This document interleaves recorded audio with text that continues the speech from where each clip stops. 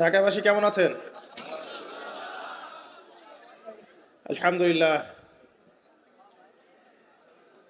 ঢাকাবাসীর তো সামনে বিপদ, ভালো থাকেন কিভাবে? বিশ্বাস হচ্ছে না? ঢাকাবাসীর সামনে বিপদ।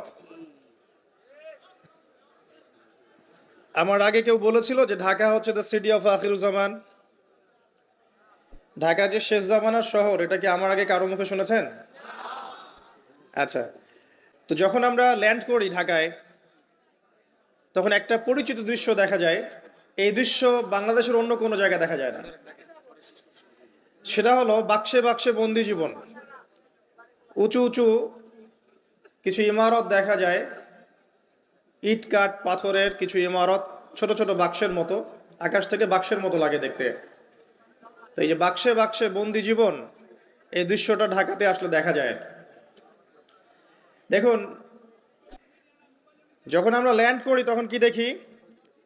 দেখি হাইলি কনস্ট্রাক্টেড বিল্ডিংস। ঢাকায় আমরা দেখি হাইলি কনস্ট্রাক্টেড বিল্ডিংস। আজকে থেকে 200 বছর আগে এমন দৃশ্য কেউ দেখেছে কিনা আমার জানা নাই। তবে একটা হাদিস থেকে আমি আলোচনা শুরু করি, তাহলে বুঝতে পারবেন। নবী সাল্লাল্লাহু আলাইহি ওয়াসাল্লাম মসজিদে বসে আছেন, মসজিদের মধ্যে, নববীর মধ্যে, এবং হাদিসটা তার ইন্তেকালের অল্প কিছুদিন আগের হাদিস। এটা প্রারম্ভিক সময়ের হাদিস নয়, শেষের দিকের হাদিস। কোরআনের যেমন শানে নজুল আছে, হাদিসেরও কিন্তু শানে নজুল আছে। ঠিক আছে? কোরআনের যেমন শানে নজুল আছে, এক একটা আয়াত এক একটা প্রেক্ষাপটে এসেছে, নাজিল হয়েছে, ঠিক একইভাবে হাদিসেরও কিন্তু শানে নজুল আছে। নবী সাল্লাল্লাহু আলাইহি ওয়াসাল্লামের জীবনের শেষের দিকের হাদিস এটা।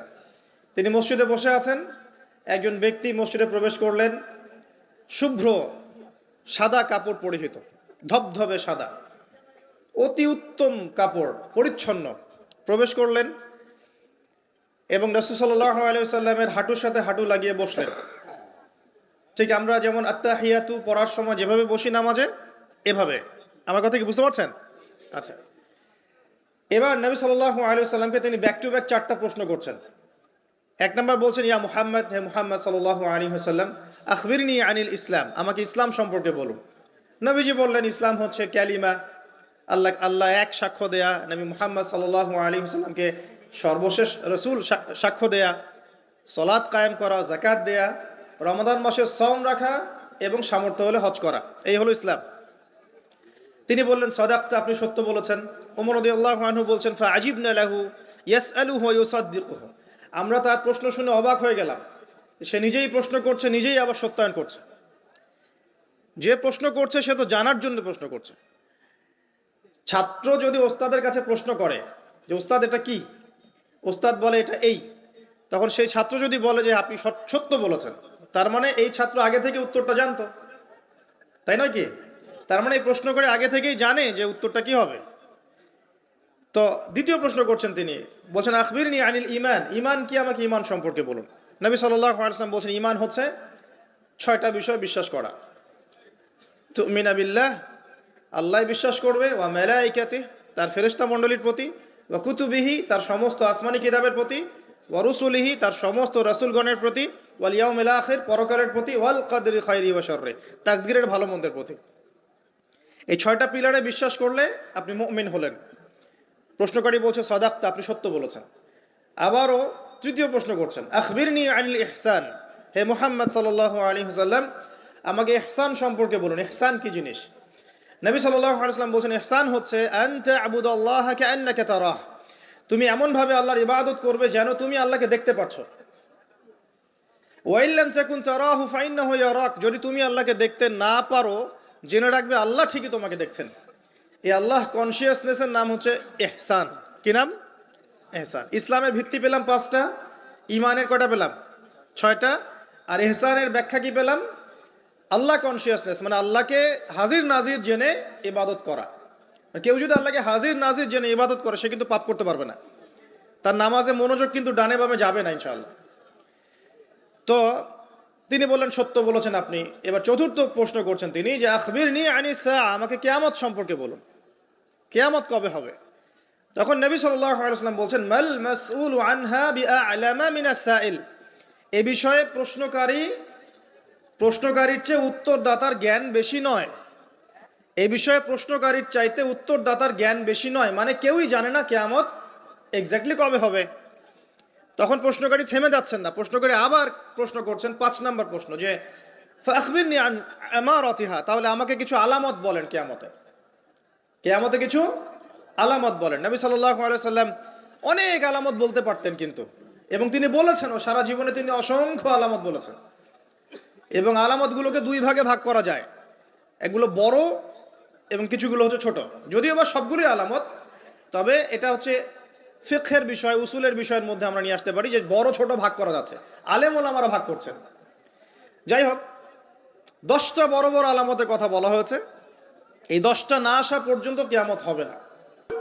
নবী ঈসা ইবনে মারইয়ামের আগমন, ইয়াজুজ আর মাজুজ, দাব্বাতুল আরদ, জমিন থেকে প্রাণী বের হবে, ইয়েমেনের আগুন, 3টা বড় বড় ভূমিকম্প, পশ্চিম দিক থেকে সূর্যোদয়, এরকম 10টা আলামত বলা হয়েছে। এগুলো না হওয়া পর্যন্ত কিয়ামত হবে না।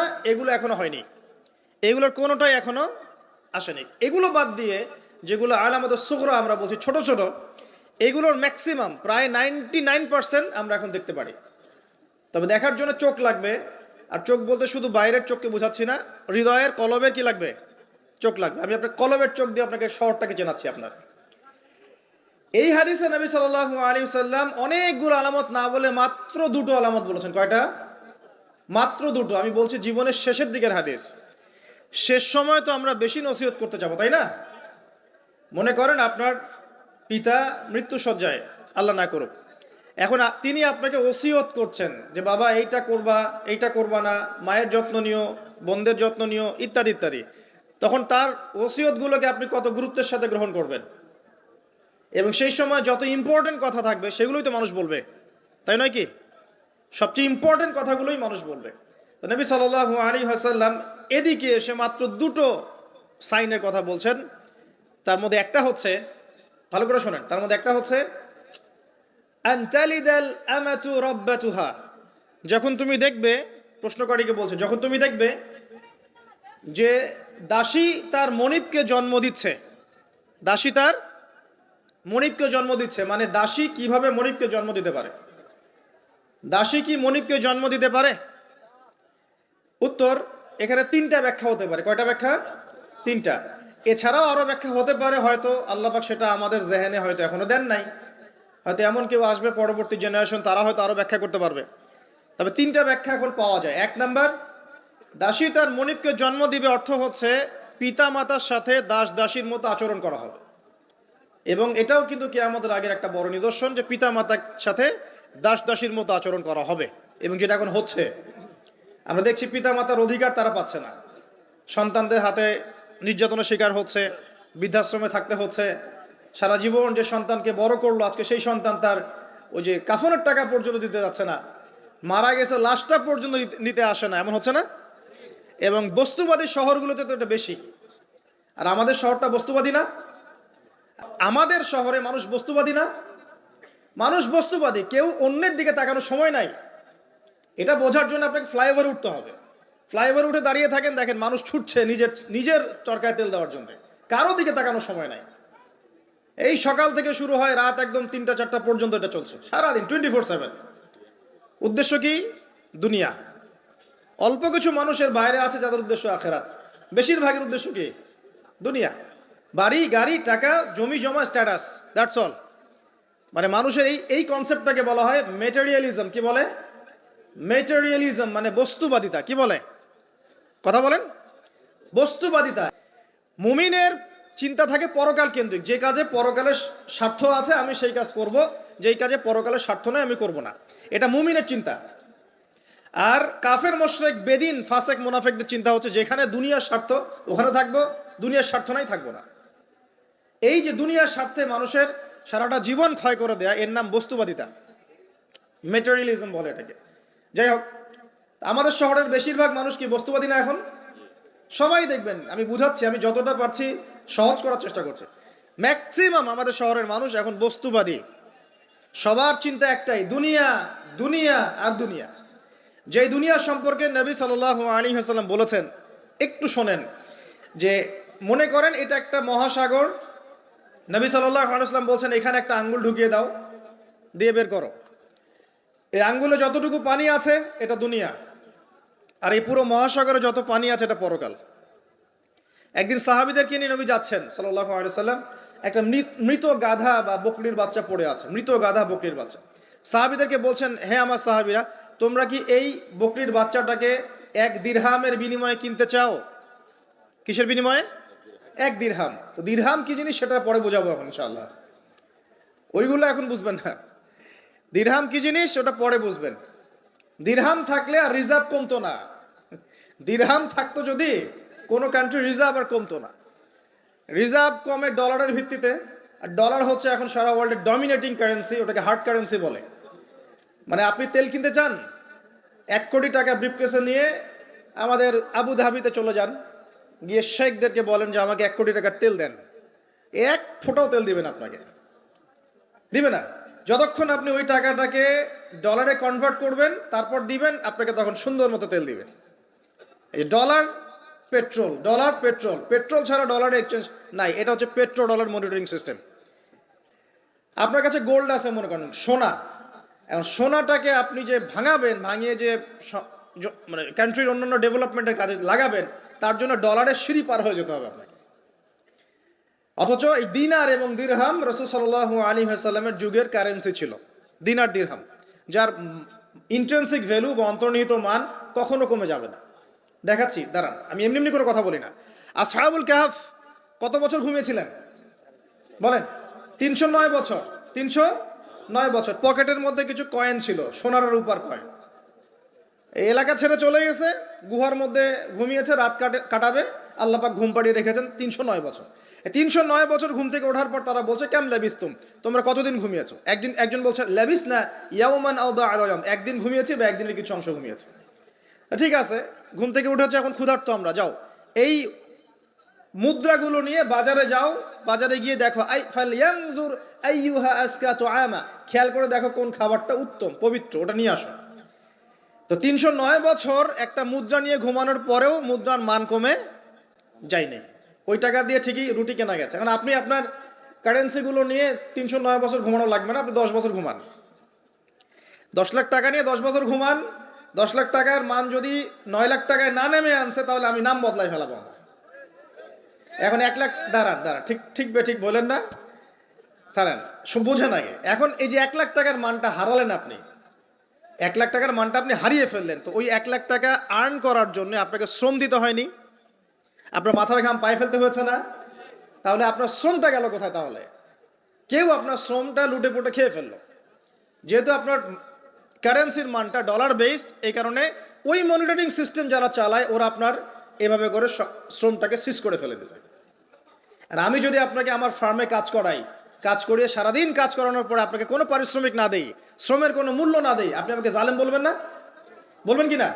ঠিক এই কারণে আমরা বলছি এই মনিটরিং সিস্টেমটাই জুলুম। আর নবীজি বলছে, দিনারের কথা বলছেন, দিরহামের কথা বলছেন। এটা যদি আপনার পকেটে থাকতো 309 বছর কেন, 1000 বছর পর উঠলে ওটার মান সেটাই থাকবে, কমতো না। এই হলো ইসলামিক কারেন্সি। তো এটা নিয়ে কথা বললে আবার এক শ্রেণীর ঘুমটাওয়ালা শায়েখ আছে, কিছু সত্য কথা ওরা হজম করতে পারে না। তখন দেখা যায় যে একটা ফতোয়া দিবে, এ খারেজি হয়ে গেছে, ফাইজলামি পাইছে আর কি। কে খারেজি একটু বলে নেই। খারেজি আকীদাটা কি আসলে? খারেজি আকীদা হচ্ছে কোনো ব্যক্তি যদি অন্য কোনো মুসলমানকে যদি কবিরা গুনাহ করার কারণে কাফের মনে করে। কথা বোঝেন? আপনি সুদ খেয়েছেন বা ঘুষ খেয়েছেন বা জেনা করেছেন, এগুলো কবিরা গুনাহ। এখন আমি যদি বলি যে সুদ ঘুষ জেনা করার কারণে আপনি কাফের হয়ে গেছেন, আপনাকে হত্যা করা জায়েজ, তাহলে আমি খারেজি। বুঝতে পারছেন কথা? কিন্তু আমি কি কখনো এরকম কোনো কথা বলেছি? এই যে মনিটরিং সিস্টেম নিয়ে কথা বললাম, এর সাথে কবিরা গুনার কি সম্পর্ক আর খাওয়ারিজমের কি সম্পর্ক? আবার কোনো কোনো ক্ষেত্রে দেখা যায় যে পলিটিক্যাল সমালোচনা করলে খারাজি টাইটেল দিয়ে দিবে। ওই যে বললাম, আমাদের শেখদের কাছে যান মিডল ইস্টের, গিয়ে আপনি দেন, টাকা দেন, তেল দিবে না, ডলার না দিলে বলবে এই যে এন্টি মিডল ইস্ট কথা বলেছে, অতএব সে খারিজ হয়ে গেছে। আর আমি আপনাকে একটা এক্সাম্পল দিই, শোনেন, বোঝেন কথাগুলো, বোঝেন। ইয়াজিদের নাম শুনেছেন? ইয়াজিদ ভালো শাসক ছিল না খারাপ শাসক ছিল? তার আমলে হুসাইন রাদিয়াল্লাহু আনহুর শাহাদাতের ঘটনা ঘটেছে, হাররার যুদ্ধ ঘটেছে, সে মদিনা আক্রমণ করেছে, মক্কাও আক্রমণ করেছিল, ম্যাসাকার করেছে, বহু সাহাবী তার এই শাসন মেনে নেয় নাই। তার মধ্যে একজন হচ্ছে আব্দুল্লাহ বিন জুবাইর রাদিয়াল্লাহু আনহু, জুবাইর ইবনে আওয়াম রাদিয়াল্লাহু আনহুর ছেলে। তার অনুসারী অনেক সাহাবী ছিলেন। আর আমাকে বলেন, ইয়াজিদ যখন মক্কা মদিনা আক্রমণ করছিল, ইয়াজিদ যখন মক্কা মদিনা আক্রমণ করছিল বা তার সেনাবাহিনীরা যখন ইমাম হুসাইনকে কারবালার প্রান্তরে শাহাদত দিচ্ছে বা আক্রমণ করছে তার সপরিবারে, এখন যে সাহাবীরা তার বিরুদ্ধে একটু অবস্থান নিয়েছে, এই সবগুলো সাহাবী কি কাফের হয়ে গেছে, তাগুত হয়ে গেছে আর খারেজি হয়ে গেছিল নাকি? তারা কি ইয়াজিদের অন্যায়ের প্রতিবাদ করার কারণে খারেজি হয়ে গেছিল নাকি? তো পলিটিক্যাল সমালোচনার সাথে খাওয়ারিজমের কোনো সম্পর্ক নেই। কিন্তু এরা এটাকে একটা সুকৌশলে মুসলিম উম্মার যুবকদের মধ্য থেকে সত্য কথা বলার মানসিকতাকে কেড়ে নিয়েছে, সত্যকে উপস্থাপন করার মানসিকতাকে দমিয়ে দেওয়ার জন্য একটা খারেজি ফতোয়া শুরু করে দিয়েছে। এখন যেখানে সেখানে যা ইচ্ছা বলবেন খারেজি।